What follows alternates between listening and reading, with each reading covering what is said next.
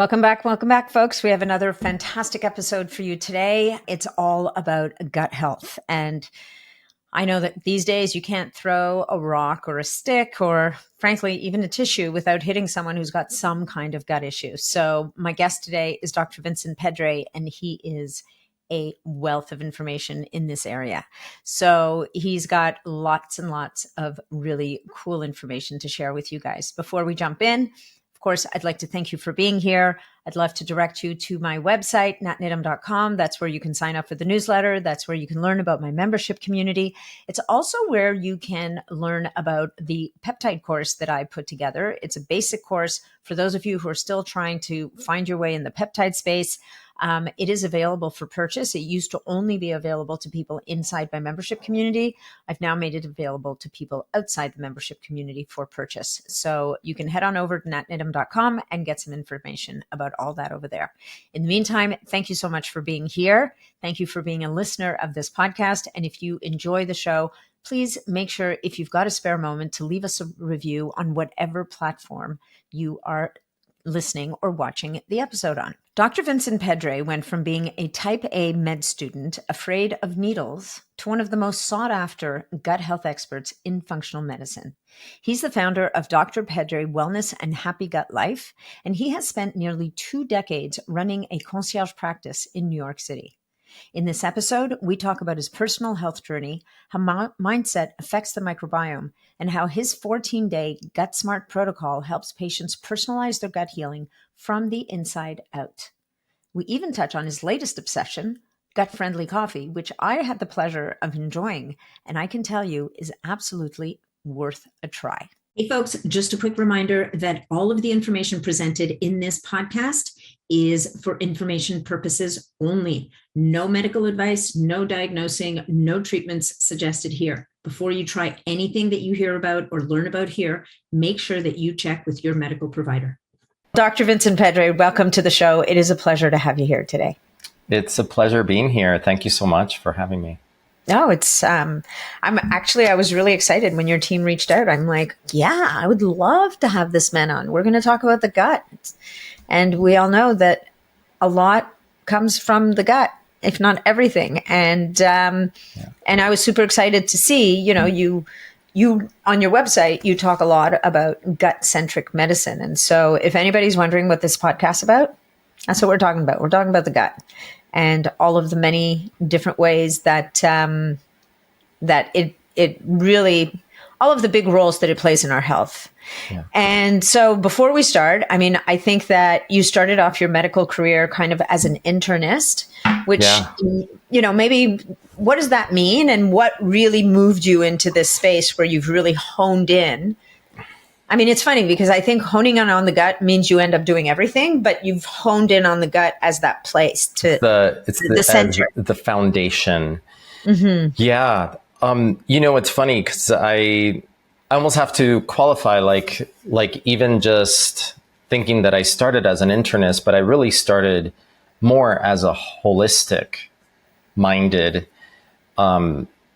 practitioner, you could say. And it goes back to before medical school.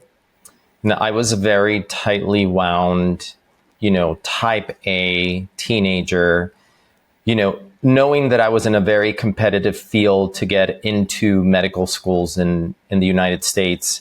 Mm-hmm. So I was very driven, always, straight A's, top of my class, lots of pressure.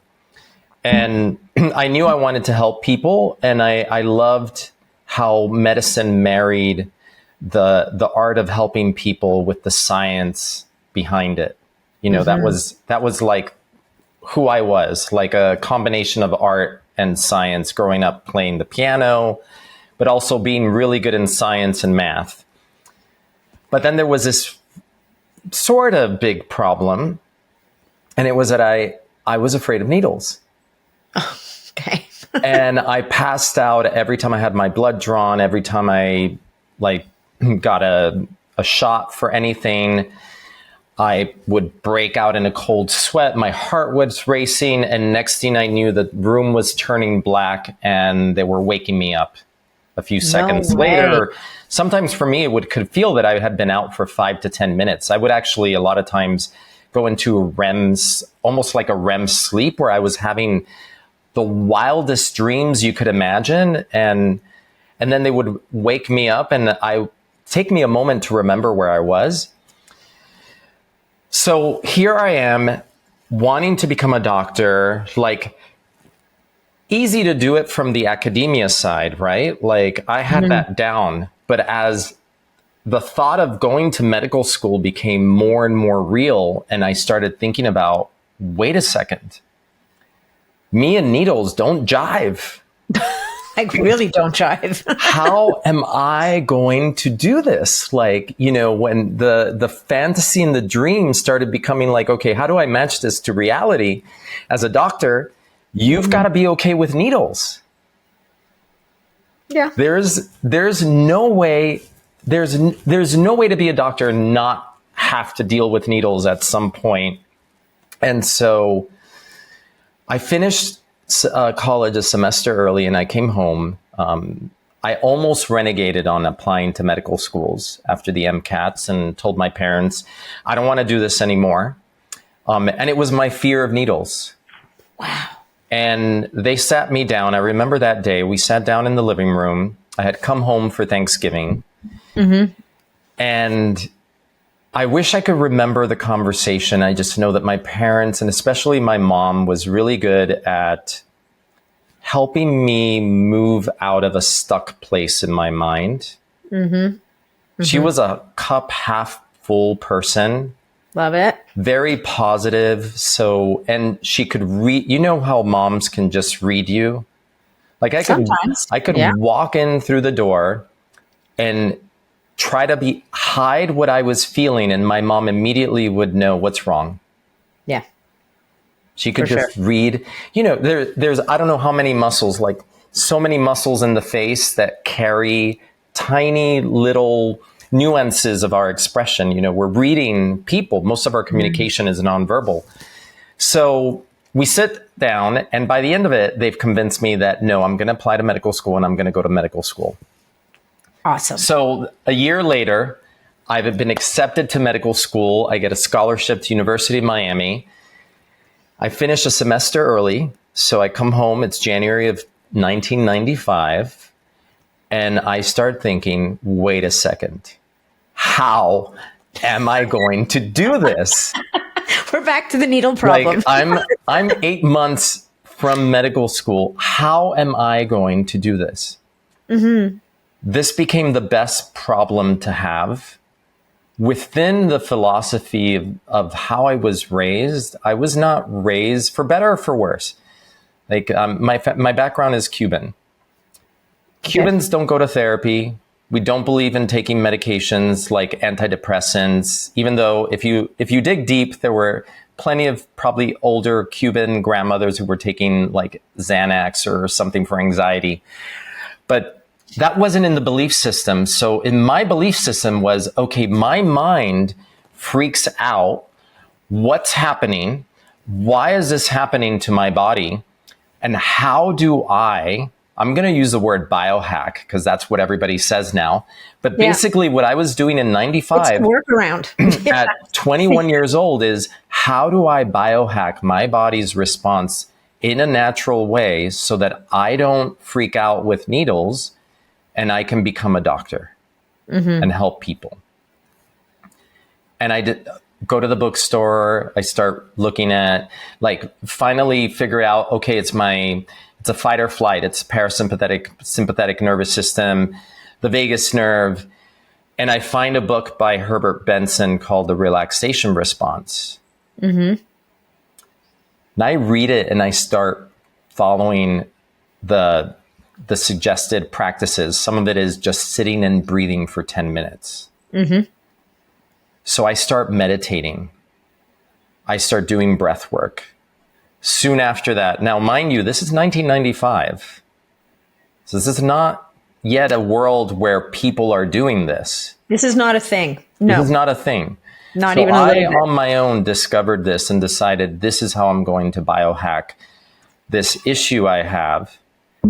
And so I start breath work, I start meditating, I start doing guided meditation CDs at the time. I then discover yoga, I start doing yoga. So now suddenly I'm doing yoga, breath work, meditation, locking myself in my bedroom that I grew up in as a child, and sitting there and for 10 minutes just breathing, like taking deep breaths.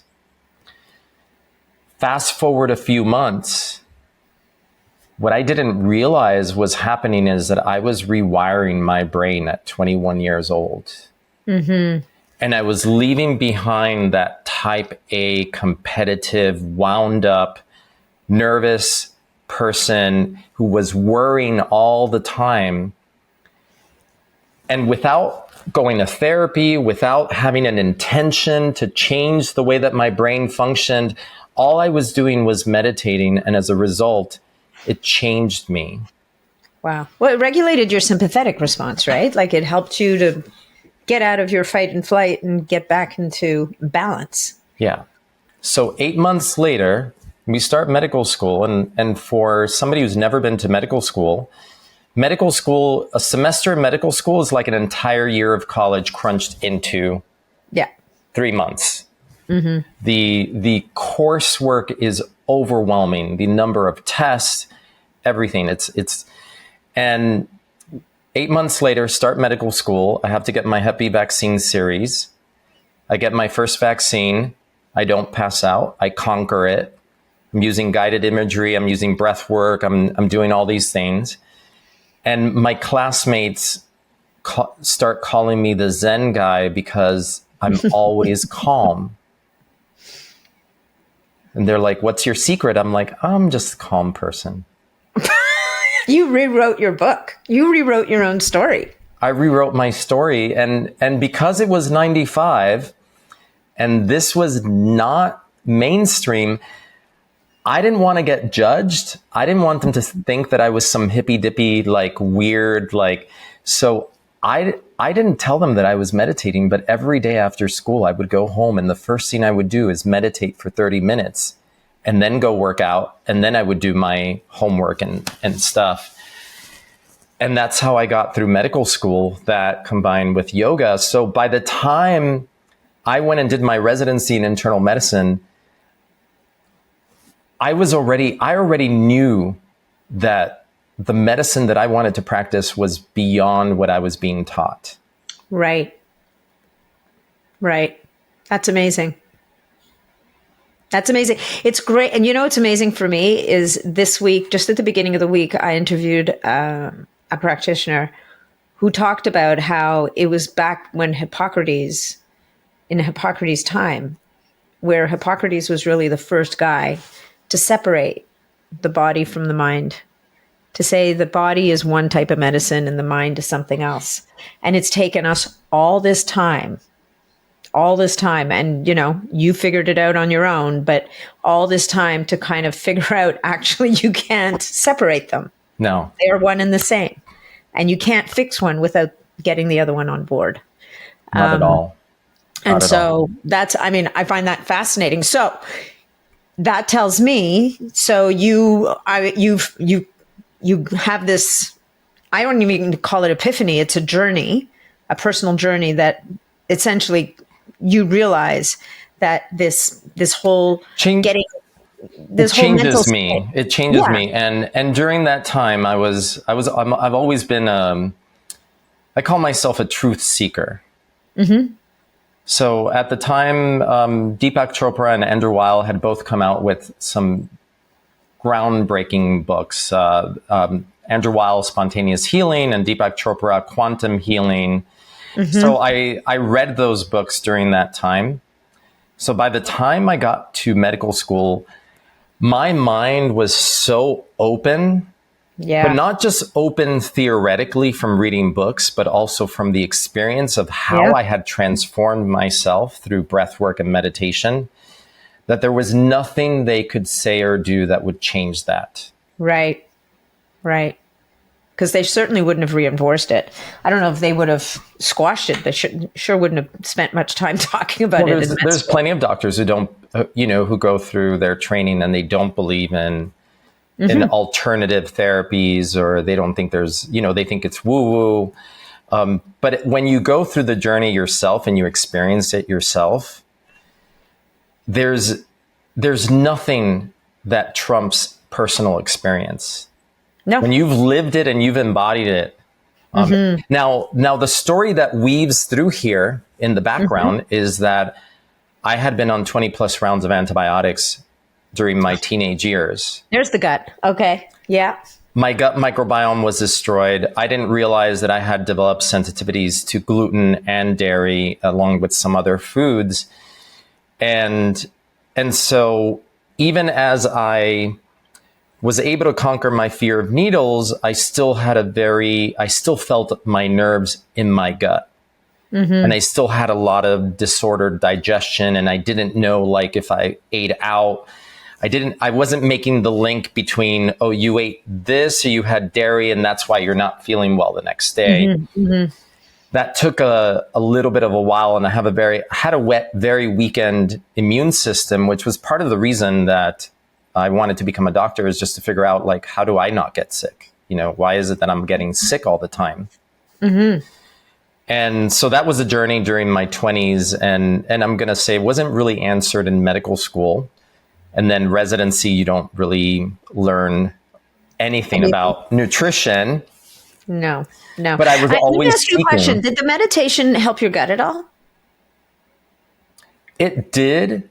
Like, to a point? I mean, To a point. Like, it wouldn't fix the constant aggressors of the foods you're eating that were damaging the gut and the gut microbiome. Right. Like, you can meditate all you want, but if you're still eating bad foods that are causing inflammation, leaky gut, you're not going to resolve the whole issue. And if I bring it fast forward to the entire picture, I had fixed a lot of my gut when I discovered functional medicine and started learning about the gut microbiome, changing my diet, incorporating fermented foods, like realizing that I thought I was sentenced to a life of a sensitive, unpredictable stomach, digestive system that would send me running to the bathroom at times. And through functional medicine, I realized that this doesn't have to be my story, that I can actually rewrite this story and undo the damage. Maybe not undo all of the damage, but undo a lot of the damage that had been done during those years. And I had fixed a lot, but there was still certain elements that were left over that, surprisingly, and a lot of it had to do with feeling a lot in my solar plexus, sometimes a lot of sensitivity, sometimes loss of appetite with stress, all that. That got healed by working with an energy healer and developing strong energetic boundaries with the outside world. And I can tell you that was the missing link, because at that point I had dialed in the diet. I had done everything on the diet. I was doing yoga, I was meditating, and yet, as an empath that feels the world, and anybody who's listening who's an empath or a high sensitivity, highly sensitive person, a lot of times people are born that way. They don't know how to establish boundaries. And through the work that I did with the energy healer, part of what we were working on is how to basically seal my energetic boundary. Anybody who's a practitioner or anybody who's been around a person who is, we call energy vampires, or people who kind of take your energy. Like, you've been in a room with someone or interacted with someone that when you're done, they leave you and you feel like your energy has been just... you're exhausted. Depleted. Yeah. Through the work that I did with the energy healer, it resolved the last couple of issues that I was having in the solar plexus area. She taught me a lot about linking the energy, linking all the chakras, and strengthening the energy field, but not thinking that creating a boundary cuts one off from the world. Because as an empath, I didn't want to be cut off. Like, that's what I use that with my patients, my ability to connect. like to help people to understand them.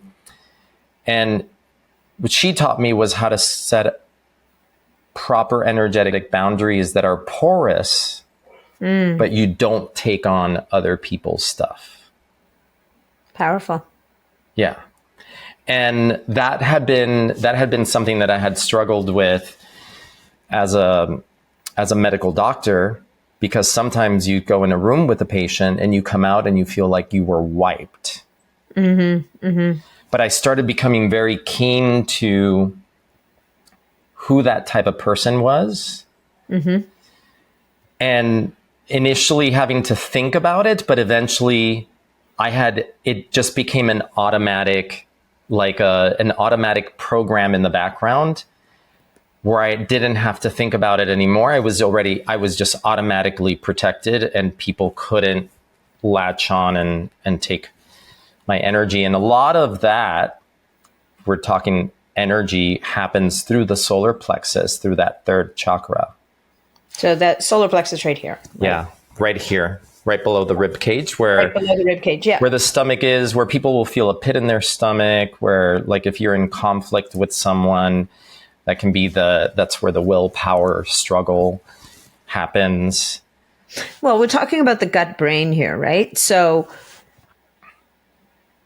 great. So then, interestingly, you didn't go to energy medicine. You really moved your practice to, well, I don't know if you moved it, but your practice evolved to really focus on this gut.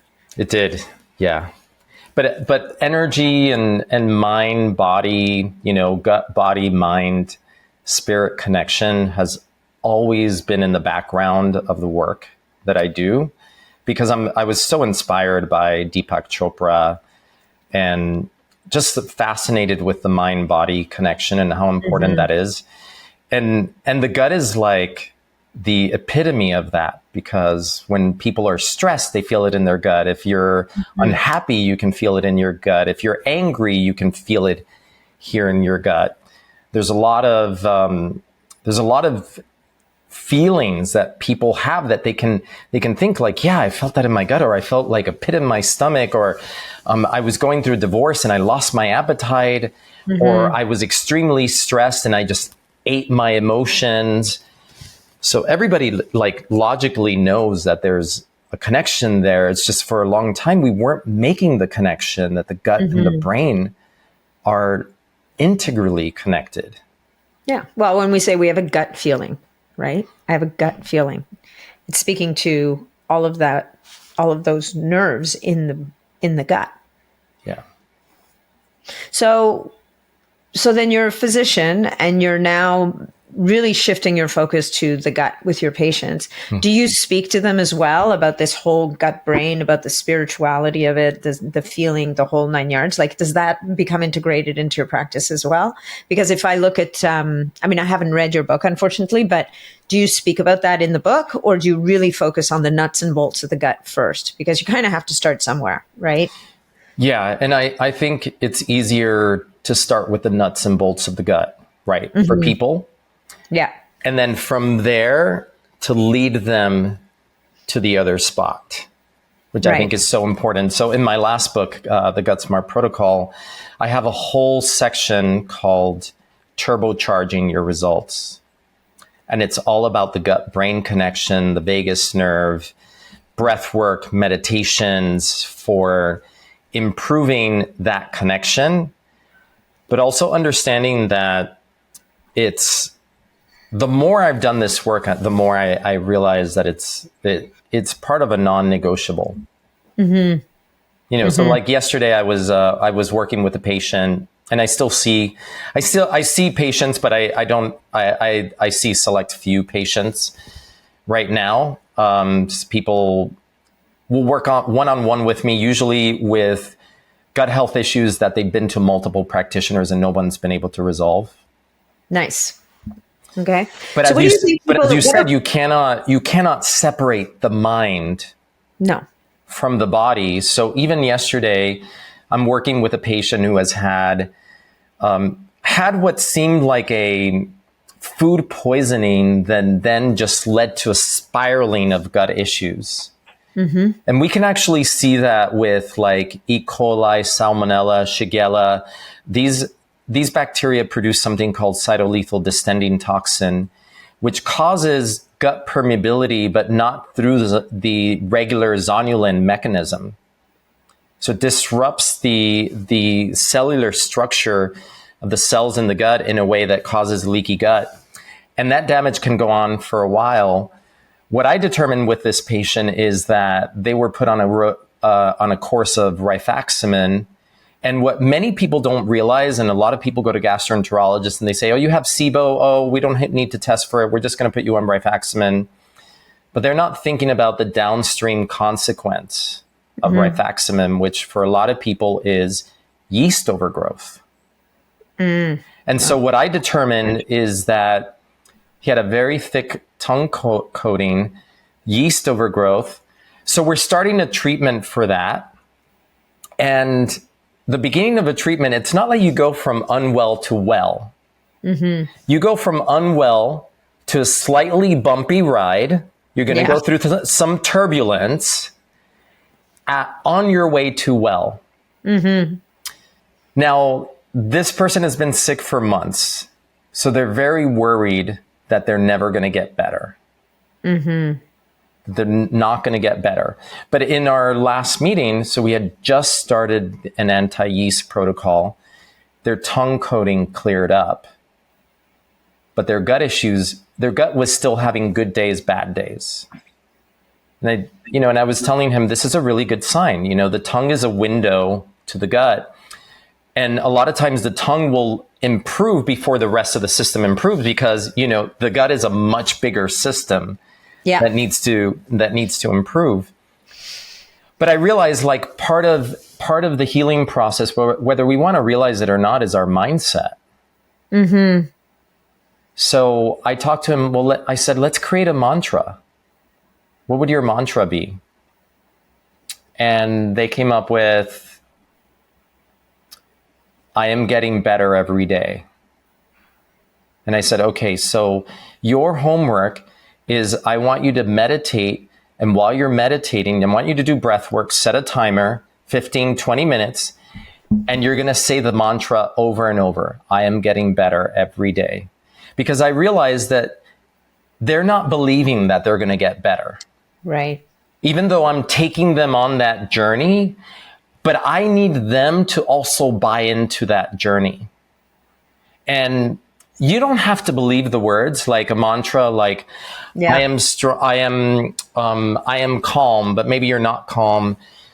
But the more you say it, what I told him is, it's basically the mantra is your North Star. That's where you're aiming towards. It doesn't mean that you're there right now. But by repeating the mantra, it's getting you to that North Star.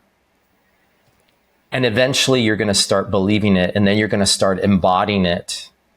Because in the journey of the chronically ill, we have to help them also let go of the persona of the ill person that they've identified with for so long. That as much as people want to get better, sometimes it's hard to let go of that comfortable persona. Well, and would you say also that there's a piece of I'll use the word reprogramming for lack, maybe it's not the best word, but of reprogramming the subconscious, because the subconscious delivers on what we think. Yeah. Right? The subconscious is like, oh, this is how we feel. This is who we are. This is how we are. And it delivers. And I know it's getting getting to those places where maybe some people who are listening are saying like, yeah, right. Like, I'm just going to say this. It's a piece. But we're not saying that there's not nuts and bolts. Like we're doing an anti-yeast protocol. So, God helps those who help themselves. We're doing the help, but we also have to work on the mind. Yeah. So that we can start to, or what I like to say is like, your phone needs operating system upgrades. Yeah. Every couple of months. Well, guess what? Our brains need operating system upgrades, because sometimes the way that your belief system has guided you is the reason that you're here today. And if you want to go there, if that's the person you want to be, then you have to change the operating system, because this isn't working. And I've done that for myself many times in my life.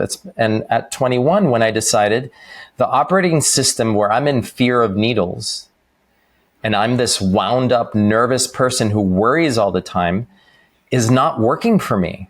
Mm-hmm. And I don't want to be this person anymore.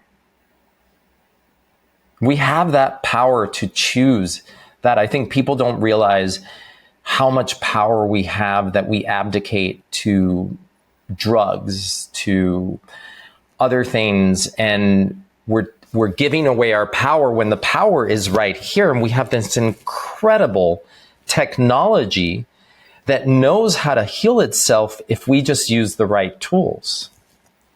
Yep. I love it. I did not think we were going here today, and here we are.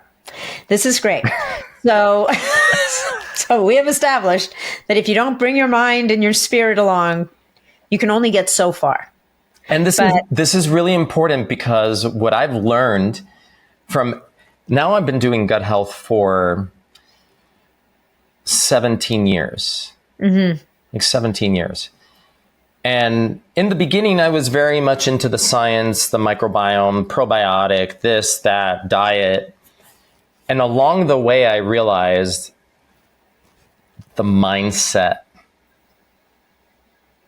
Because I had those type A people who were like, probiotic, check. Diet, check. Yeah. But I'm eating my lunch at my desk at work while I'm stressed and still looking at the computer and just, like shoving it in. And I realize, okay, they can look good on this side, but if they're not dealing with the mind part and the stress aspect, we're not going to get anywhere. Mm-hmm. You've got to do everything at once, which means that we have to get away from this magic bullet mentality that the West has, that this one thing is going to fix all these things. It's a conjunction of things. Like the patient yesterday, we're on a yeast protocol. You also got to work on your mindset and your belief system around whether you can get better or not. So that's part of the whole picture. I love it. Now, what about the idea let's talk a little bit about the gut connection to mental health, because you can't turn around without seeing another article about how mental health issues are an epidemic. Yeah. People's guts are disrupted at an epidemic level as well. So when you're sitting with a patient who has, whether it's depression, anxiety, whatever the case may be, where do you start with, what are you seeing in terms of the gut microbiome, and how are you helping people? And it's going to, one thing about the gut is, and particularly the microbiome, it's going to vary from person to person. Yeah. Right. It's the imbalances, because there's so many different species involved, because there's so many different ways we can screw it up. Yeah. like in the case of antibiotics, you get a loss of diversity. You probably get an overgrowth of some things and other things that just get crushed. And that's going to vary from person to person. And that gets expressed in different ways in different people. Yeah. Because the commonality is that the majority of people in this world, because they've been on antibiotics, because they're living under high stress, because they're probably eating too much sugar, processed foods, that they're going to have a loss of diversity in their gut microbiome. Yeah. Now, that loss of diversity is a commonality, but how it gets expressed is going to be different in different people. Yeah. And when there's a loss of diversity or dysbiosis or imbalance between good and bad bugs, then let's say that's the first domino. Mm-hmm. The next domino is the integrity of the gut lining. Yeah. And then after that, the next domino is inflammatory signaling goes up in the body. Mm-hmm. And then that domino can tip a whole series of different dominoes for different people. They might have joint pains in their fingers. They might have joint pains in their knees. They might develop fatigue, mental fog, autoimmune disease, asthma, allergies. So depending on the person, their susceptibilities, it can go in different directions. But once you have that domino tipped that has to do with gut permeability, the next one is the blood-brain barrier. Right. And when that blood-brain barrier becomes leaky, then the brain circulation is now not protected from the inflammation, the inflammatory substances, which we have measured. Like even bacteria from the gut can get into the circulation and increase inflammatory signaling, or even bacterial DNA can get, or endotoxin, which is just released by gram-negative bacteria in the gut. And that is an incredible activator of inflammation, can cross the blood-brain barrier and gets into the hypothalamus, which is where our memory function is, and cause inflammatory changes in the hypothalamus. So we understand now that a depressed brain is an inflamed brain. 100%. So where do we start? Where do you start with your patients on stuff like this? How do you begin? Like, let's take people on a little mini journey of what it's like to, get started with this stuff. So we know that the mindset is going to have to get addressed, but when we're always working on mindset. But let's look at the nuts and bolts. Like, where do you begin? Yeah. A big part of when people are working one-on-one with me, obviously the people who will tend to work with me because I don't take insurance already have a high level of motivation. So that's really important for me, because if the motivation isn't there, you're not going to make the changes. And even then, when there's high motivation, sometimes resistance outpowers the motivation. So they want to get better, but then when they start seeing what it's going to take, then all the resistance starts setting in. And it brings up a lot of things. It could be childhood trauma, whatever it is that starts coming up. So, I still... You mean I can't drink wine with my meals? Well, surely the vodka sodas I have on Friday and Saturday are okay. There's many layers to the stories, yes, to the resistance that comes up, which I think is probably the biggest obstacle to healing. You would think that when people come in and they're seeking help, that they're ready to drop all their resistance, but when you tell them what it's going to take, then all of the barriers start coming up. They're like, well, I can't do that, or I can't do that. Yeah. So mindset and the way that the person is approaching things is always front and center from the beginning. But for me, when I'm working one-on-one with patients, and especially because some of the patients that I see also come with a lot of childhood trauma. Yeah. I'm first and foremost working to gain their trust. I want them to see that I'm a collaborator, that we are going to walk this walk together, and that I want them to win. That it's not paternalistic medicine. Like, you're going to come to me, I'm going to tell you do this, this, this, this.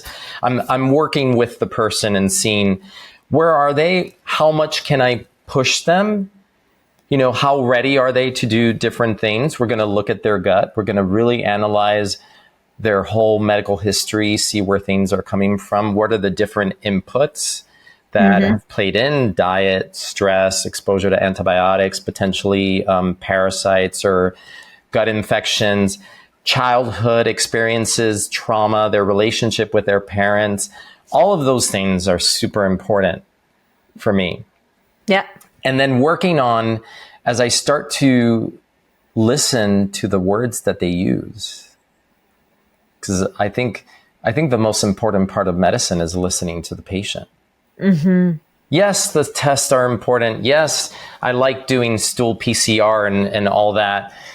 But all of that is like those Rorschach drawings. They're just kind of guides, but they don't supersede the person you have in front of you. It's always very important to treat the human.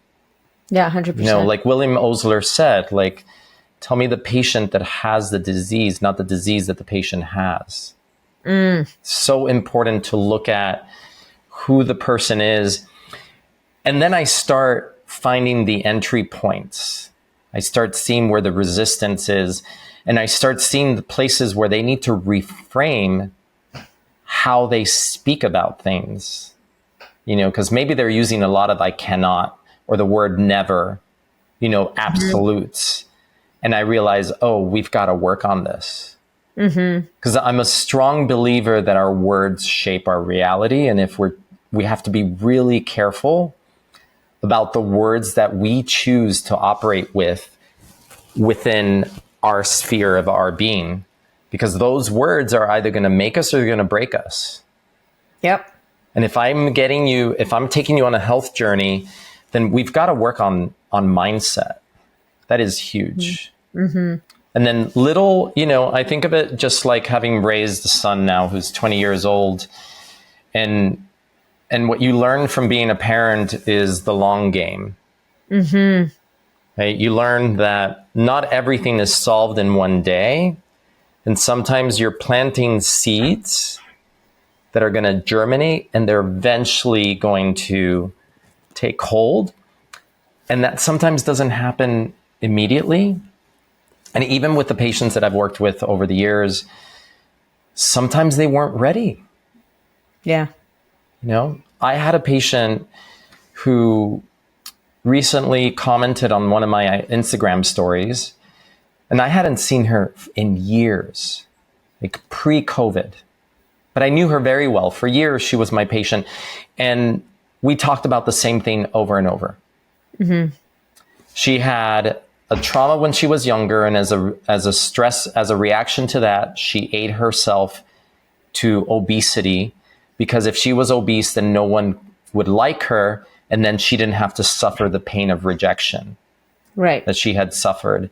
And she had a very strong, almost subconscious connection with emotional eating, where if she was stressed at work, she would be reaching for the candy jar, but not even know that she was doing it. She wasn't even conscious of it until we started bringing awareness to it. But we were stuck. She just wasn't ready. And I decided, let me ask her how she's doing. This is years. I'm going to say 7 years. Yeah. She said, Dr. Pedre, everything that you had said finally sunk in. I'm the lowest weight I've been in years. I'm setting proper boundaries. So we were talking about boundaries.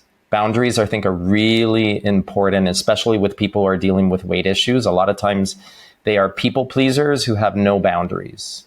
Not everyone, but a lot of people that I've seen over the years.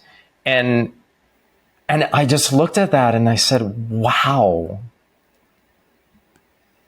I thought I had failed. No, she needed more time. I honestly, at the time, I would go home and I was frustrated with myself because I'm like, I'm not getting anywhere with this patient. It feels like we just have the same conversation over and over. And I had warned her that she was on her way to diabetes, and she finally did become diabetic. Before she left my care, because I dropped insurance and, she just didn't want to pay out of pocket. And look at that. Over 7 years later, it sunk in. Well, and she was ready. I have a question for you. What are your thoughts on the whole? And it's funny, I don't see it as much, and I don't know if it's because the algorithm stopped feeding it to me or why, but for a while, I was seeing a lot around this whole intuitive eating movement. And all of a sudden, I'm not seeing it as much anymore. As a matter of fact, there's a woman who was in my class at school when I went back to become a nutritionist, who was our valedictorian, who's very, very vocal in this community. What are your thoughts on the whole intuitive eating movement? What do you think? I think that's super important. And I actually talk about it in my last book, The Gut Smart Protocol. And I'm going to take it even a layer higher than that. I think we need an embodiment movement. All right, talk about that. What does that mean? People are not embodied. It's not just about intuitive eating. It's about connecting with your body and listening to what is it that your body needs. But what if your body's kind of dysregulated? How do you draw my issue is that, in some cases I'm listening to people, I'm like, yeah, this makes total sense. But in other cases, you see people who seem to be visibly not in a healthy place physically. Yeah. And they're listening to their body's signals. They're saying to eat what they want to eat or what they feel their body is asking for. But when we know that a disrupted microbiome is going to crave the very things that we should not be eating, Yeah. how do we know, like, you know what I mean? Where do you draw the line that says, I love you, but you're acting like a toddler and we're not going to have that right now? Yeah. Like, where do you draw you know what I mean? Like, this is where I've always struggled with the intuitive. Like, I get that it's a little bit of a backlash against a very regimented, very restricted, this is good, this is bad, like, this is bad for me, or I can't have that. Like, getting away from that whole. There's difficult. I know what you're saying, because there's some difficult nuances here. Mm-hmm. You know, because partly when I think of intuitive eating, I think like, ask your body from a place of, and I think this is probably the part of the distinction is you're in a parasympathetic, calm, safe, secure place. And from that place, you're asking your body, what do you need? What are you craving? Mm-hmm. You know, like when I do that, my body might say, you know what? I really want a soup today. Yeah. Like I'm craving a soup, or my body is craving. I've had patients say that to me. They're like, I don't know why it is, but my body's craving red meat, and I don't really eat red meat. Yeah. But a lot of times they'll override it because in their minds they've decided, well, I don't really eat red meat, so I'm going to not listen to my body. And then we do blood work and see that their iron levels are low. And like, your body's just giving you there's body intelligence. Yeah, so that's the thing. How do you tell between the innate wisdom of the body? Because I completely agree with you. The body, if we have such wisdom in our bodies, but how do you? And I guess maybe if your innate wisdom is continually asking for donuts and candies, like, you know, you can call. I'm calling you out. we gotta call those out. You know, I will say that. When I've had patients that are overeating sugar, they call themselves out. They'll tell me, you know what? I just can't stop eating sugar. Mm-hmm. But they know that that's not right. Right. There's a part of them, you know, we have enough knowledge now to know that that's not a good craving. And that's a craving. That's not a true desire of the body. That is a craving.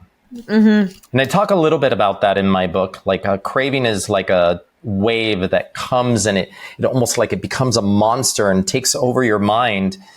But what I've learned, and I guide my patients to do, is if you sit and do breath work for 15 minutes and then ask yourself if you still have that craving, a lot of times you won't need that cookie, that ice cream, like that overriding like feeling is going to pass. Yeah. And when that happens, that's a craving. Mm-hmm. But if your body wants a soup, that's not going to go away in 15 minutes if that's the wisdom of your body. Mm-hmm. You know, and I don't know how to define it better. Like, when I was in my residency training, and granted, this is pre-functional medicine. This is before I understood like everything about what was the right way to eat. So there was pizza in there. There were a lot of unhealthy, like, frozen meals heated up in the microwave. Like, just survival. You're also like you're in residency. You're surviving. You come home some days after a 24-hour call and you have no more energy than to heat something up in the microwave and eat it before you just plop down and fall asleep. Assuming you don't start gnawing on your frozen pizza. Yeah. But during one curious thing that I always noticed is that whenever I had time and went to yoga, whenever I left a yoga class, I felt in such connection with my body. And what I craved was healthy. It was a salad. It was clean foods. I would not want to go for a hamburger, pizza. Like, I felt like I had been reconnected with the wisdom of my body. And when I talk about embodiment, it's also like reconnecting with the wisdom that is in here. Because a lot of people get stuck up here and they're so over analyzing. Yeah. Or they're Google doctoring too much that they lose the connection with themselves and their intuition. And part of what sometimes what I think of myself and is as a body whisperer, where I'm communicating with people what their bodies are trying to tell them. But at the same time, I'm also teaching people how to start listening to their bodies. Well, that's pretty powerful right there. So you mentioned the right diet. Can you What is the right diet? Tell us Dr. Pedre's version of the right diet. There is no one right diet. Thank you. There is no one right diet. I don't you. care if the next book on keto, paleo, vegan, whatever it is. Carnivore, vegan. Carnivore. Whatever. I mean, look, I've been using carnivore diet as an induction diet to help settle gut health issues. But I don't see the carnivore diet as like Paul Saladino, that is he's been doing it for years, or Dr. Sean Baker. I don't think that works for everyone, but I do see it as a tool, and I've used it with patients and had some really great results. I mean, if you look at Paul Saladino now, he's having berries and he's changed. He's having a couple more things. And I'm sort of influenced by I write about this in my book, having visited the Hadza hunter-gatherers in Africa and seeing how they ate. And if you think like they're still eating how their ancestors ate, which is foraging and hunting. So it's not 100% carnivore. They are getting root vegetables. They are foraging for berries. They're getting baobab fruit. And they're eating wild honey. And when I say, I was going to say honey, when they're eating wild honey, but when I say that, they're eating the honeycomb, they're eating everything. They're getting the full benefits of all of that. They're not strict carnivore. And yet, why should we pay attention to them? Because they have no diabetes. They have no obesity. They don't get cancer. They don't get metabolic syndrome. They don't get cardiovascular disease. So there's something to learn there. And they haven't been exposed to antibiotics, so their gut microbiome. Like they're living a different life. Yeah. They have a different microbiome. I mean, I'm sure, have a far more diverse microbiome than you could take 20 people. They have studied them. They did you still wouldn't get. They did a comparative study where they looked at the microbiome of a broad selection of the Hadza from 8 years old till like 60 some years old. And then they matched it with an Italian group of control subjects, like a comparison. If you think about it, like Italians eat a Mediterranean diet, which is arguably one of the healthiest diets on the planet, right? The Hadza still had a much more diverse gut microbiome, eating about 5 different foods, not a lot of colors, because out in the bush, but they've adapted to it, right? Like I think if you took me or you and threw us in the bush with a Hadza, we would not feel so good. Look, I was there. I was there, and I spent 3 days with the Hadza, and I went hunting and gathering with them. I ate a root vegetable that was just dug from the ground. I had honey in the wild, and then I got back to the United States, and about 2 weeks later, I was so sick. I had a horrible parasite, and I thought that I was dying. But their gut is adapted to protect them. Like their gut can handle that. Our Western gut is not ready for that. But it also brings up a really, really good point, is that, because everybody's talking about all these microbiome tests and this, that, and are you normal or you're abnormal? There's more than one healthy microbiome. There's not just one microbiome that is the holy grail for everyone. But what is the holy grail is diversity. Yeah. Building diversity of the gut microbiome, that is key. So studies have shown that diversity lowers inflammation in the body. And when you lower inflammation, you're lowering the risk for all sorts of chronic diseases. Yep. So if we're aiming for something, we want to aim for diversity. But there's no perfect gut microbiome. It's going to be different depending on where you live on this planet, what foods you're exposed to, what your other exposures are, whether you're using, what types of soaps you're using, all sorts of all the things. So how do you guide your patients, or in your book, how are you helping people? Because in the book, on the front cover, it just says, find your personalized diet. Yeah. But it's a book. So how are you helping to guide? Like, what are some of the things? You're gonna appreciate this as a nutritionist, that this was probably, when I decided to write my second book, I thought, okay, let me put all my learnings together here about gut health. Everybody who writes a health book writes a one size fits all. But for the last couple of years after my first book, what I've been seeing is that there's no one size fits all diet for people with gut health issues, because depending on what your underlying foundational gut health is, you're either going to tolerate or not tolerate certain foods. Mm-hmm. So I decided, well, I want to write a book where I create a quiz. The quiz stratifies people into mild, moderate, or severe gut issues, and they're not based just on gut. They're based on body symptoms as well, because like we sort of touched upon gut-centric medicine, and the gut is basically the foundation. And that's why I so strongly believe, because the gut affects every system in the body. Right. So you're going to ask about skin condition, joint pain. Exactly. Brain and fog, all of that adds up to the score that the person gets. And they either get a severe, moderate, or mild. Mm-hmm. And then I took that and I divided almost every imaginable food and food group into mild, moderate, and severe. Okay. And created a plan that people can follow. The cool thing is that the most limited is a severe category, obviously.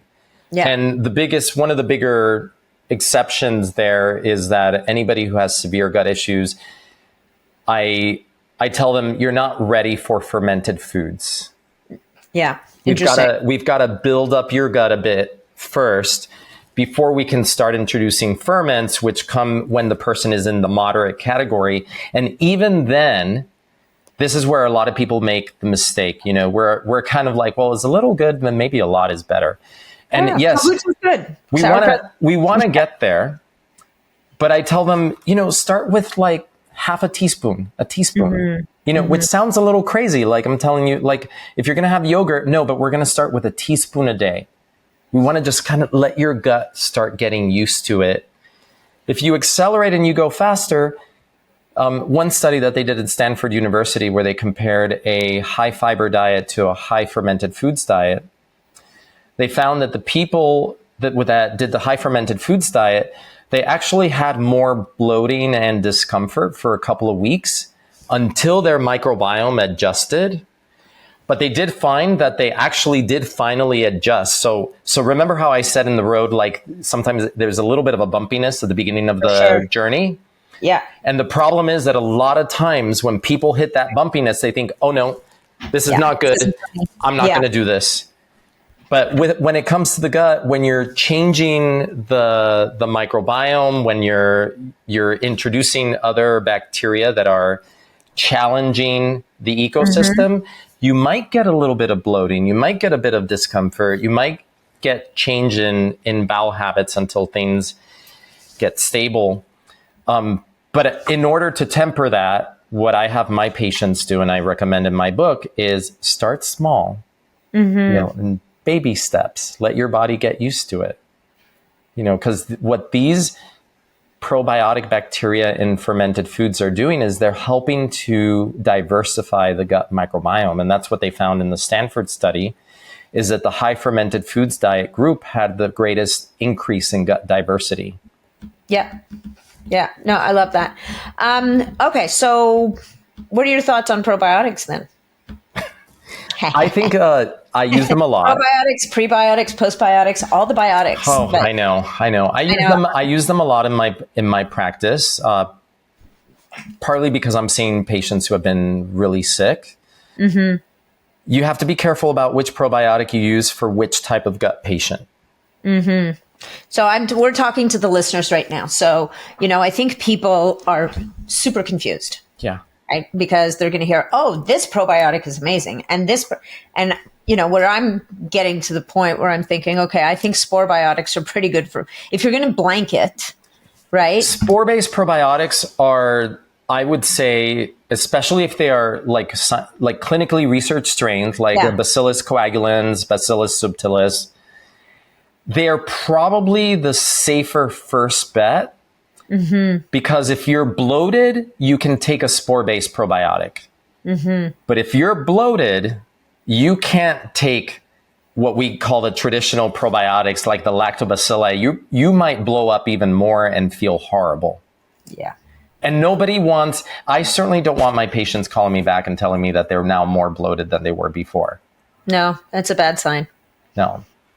So spore-based are great. The spore-based organisms are very resilient, because they're spores. So they basically germinate in the gut. They feed off the food, but they have something called quorum sensing, where they're able to create community. They're able to reclaim, like I explained to my patients that the gut ecosystem there's real estate, and that real estate, there's only a certain amount of real estate.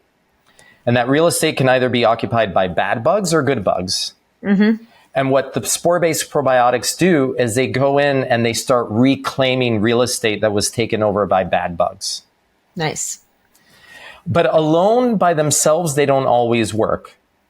So if you've got an overgrowth of yeast, of candida, like the patient that I was talking about yesterday, you could give them as many spore-based probiotics as you want, but if you don't use an antifungal to really knock down that yeast population, you're not going to get anywhere.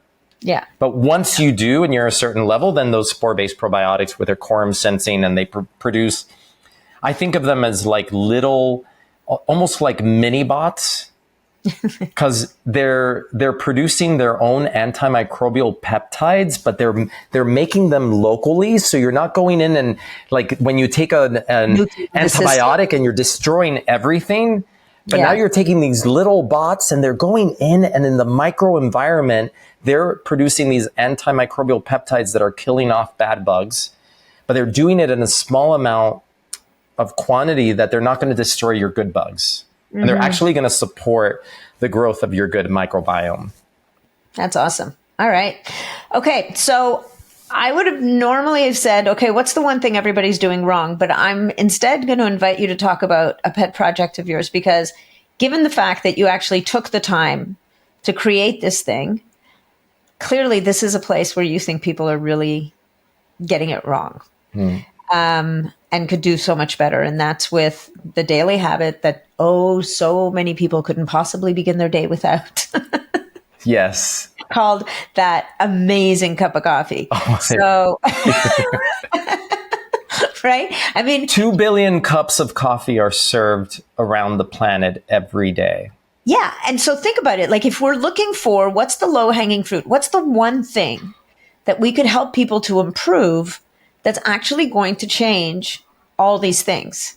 Yeah. And so coffee is a pretty good place to start if you think about it. I like to think of it as the micro habits that have a macro effect on your health. Yeah. And it's the things that we don't think about, that where we're encountering a lot of potential toxins, endocrine disruptors. You know, when you're going and picking up a coffee from a coffee shop, plastic. You don't know if it's organic. Most likely it isn't organic. Secondly, you're getting into a cup that's lined with plastic. So now you're getting exposed through the hot coffee to microplastics that are endocrine disruptors that cause weight gain and potentially cause other problems. So now we're learning that these microplastics disrupt the gut microbiome, promote the growth of bad bugs, and they also destroy the mucus layer, leading to leaky gut. Well, and you're even getting them at home if you're one of those people that uses one of those, which I've never understood Keurig coffee personally. It's just never been my thing. The K-Pods. The K-Pods. I mean, I did use Nespresso, but at least they're metal. I mean, but the K-Pods, it's like, I don't know. I never got it, but I can't imagine how many bajillions of those get used every single day. So you don't even have to go out for a cup of coffee. They become quite popular. And I think it's just, we live in a world of convenience. And I think it's not that Not that inconvenient. inconvenient. It's not that inconvenient to do I don't think of it as a ritual. This is what I do every morning now is I do my pour over coffee with an organic filter. Yeah. And for me, because it really only takes probably like 60 seconds to do the complete pour over. But for me, it's like this beautiful meditative moment because I'm part of the creation of this coffee that I'm going to have. And you got to wait for it. So take a moment and 60 breathe. seconds. Take a moment and breathe. I know. I know. So, Happy Gut Coffee. I mean, I got sent a bag. It was great. It didn't give me the jitters, which for someone who doesn't drink caffeinated coffee says something. And so let's maybe, with the last couple of minutes. Yeah, maybe people don't realize this, but the roasting process determines how jittery the coffee is going to make you. Okay. And the darker roast, as long as it's not burnt, because burning also then causes a whole bunch of other health problems. But the dark roast is the one that has a lower caffeine level. It's lower acid. And for me also, because I'm a slow caffeine metabolizer, I'm among the 50%. Same. I was actually, when I decided that, one, I wanted to meet people where they're at. Mm-hmm. And let's face it, we're not going to change people's habits. Some, yes, but most, no. But then give them something that's healthy for them. It's good for the gut. It's lower acid. It's got polyphenols, the chlorogenic acid, to help promote those postbiotic products that are going to help with things like releasing naturally GLP-1 to make you feel full, to not have as much of an appetite. It just was a logical place for me to go. And I always wanted to have some sort of food-based product as part of Happy Gut. Mm-hmm. Growing up Cuban, coffee was just such a big part of our it's an anchor upbringing. Yeah. It was because coffee is not just about the caffeine. I think it's a social ritual. It's a way that we connect with others. And the truth is, like, if I can meet people where they're at and get them to change that one micro habit that then has bigger effects on their health, because through the coffee, I'm talking about microplastics. I'm talking about the way that you prepare your coffee, or when you go to the coffee shop, like take your own portable mugs so you don't have to get it in their plastic lined paper cups. There's so many things that people could do to just affect the little things that we do every single day that by the end of the year are adding up to a lot. Yeah, 100%. Now, if I can get the K-Cup users to stop using K-Cups, that would be amazing. There are reusable K-Cups. There are steel K-Cups that can be reused. But that'll take more time. I'm just here to tell you that will take more time because I got really cheap one year and I'm like, okay, I'm done buying these Nespresso pods. So I went and I bought the reusable little Nespresso pods with the little foil thingies you put on top. I almost lost my mind. I'm like, no, this is like, it would take like 1/10 of the time to make a pour over coffee. Then dealing with this, and then your coffee spills all over the place. I mean, it gives you control over your coffee. There's that. Or you can use a mocha pot. And you make an espresso version right on your stovetop. Believe me, I personally my favorite coffee is the stovetop. The mocha pot. Yeah. Oh, that smell reminds me of when I was a kid because that's what my mom always made at home. Wow, that's how we made our coffee, Cuban coffee. It's the best coffee on the planet. And you don't smell it very often anymore because nobody makes it anymore. No. So if you don't want to do the mocha pot and you have the fancy espresso maker, then at least getting the right beans is a big deal. So, yeah, and you want to think about organic because coffee is among the top 10 most pesticide sprayed crops on the planet. Is it? Okay. And you also want to get a coffee bean that is high quality, because the low quality beans are the ones that are most likely to be contaminated with mold and things like ochre toxin A, which is very harmful and potentially carcinogenic. And you also want to make sure that it's free of heavy metals and other bad things, but also easy on the gut. And that's what we did and put together with the Happy Gut Coffee. Keep your gut and your brain happy. Yeah. It's all about being happy. Dr. Pedre, this has been a great conversation. Thank you very much for taking the time to be here. Would you like to tell people where they can find you or where they can find your amazing coffee beans? Of course. I put out a lot of free content on Instagram at Dr. Pedre, DRPEDRE.